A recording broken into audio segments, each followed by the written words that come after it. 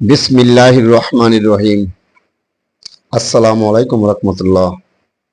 আমার ছেলে এবং আমি ক্যামেরার সামনে বসে একটি ভিডিও করতেছি। আমাদের জন্য সবাই দোয়া করবেন।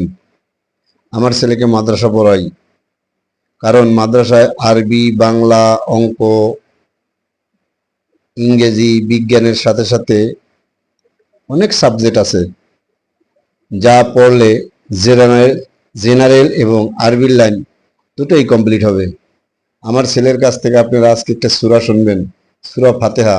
ওর মুখে একটু জড়তা, তারপর ও চেষ্টা করতেছে, একটু শুনুন। সালাম দিলাও। আসসালামু আলাইকুম ওয়া রাহমাতুল্লাহি ওয়া বারাকাতুহু। বিসমিল্লাহির রহমানির রহিম। আলহামদুলিল্লাহি রাব্বিল আলামিন। আর রহমানির রহিম। মালিকি ইয়াউমিদ্দিন। ইyyaka na'budu wa iyyaka nasta'in. ihdinas siratal mustaqim.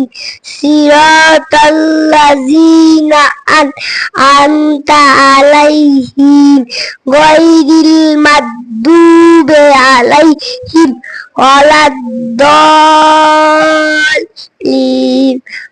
আমিন। আমার ছেলের কাছ থেকে 3টা হাদিসও শোনেন, দেখুন কিভাবে বলতে পারে। আসসালামু আলাইকুম ওয়া রাহমাতুল্লাহি ওয়া বারাকাতুহু। এক নাম্বার হাদিস শরীফ, আখলিস দিনাকা ইয়াকফিকাল আমালুল কলিল।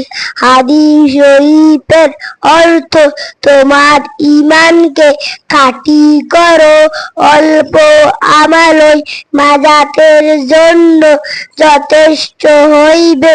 2 নাম্বার হাদিস শরীফ, খায়রুকুম মান তাআল্লামাল কুরআনা ওয়া আল্লামা। হাদিস শরীফের অর্থ, তোমাদের মধ্যে সর্বোত্তম ওই ব্যক্তি যিনি কোরআন শিক্ষা করে এবং অপরকে শিক্ষা দেন। 3 নাম্বার হাদিস শরীফ, তলাবুল ইলমি ফারিদাতুন আলা কুল্লি মুসলিম। হাদিস শরীফের অর্থ, তিনি ইলম তলব করা প্রত্যেক মুসলমানের উপর ফরজ।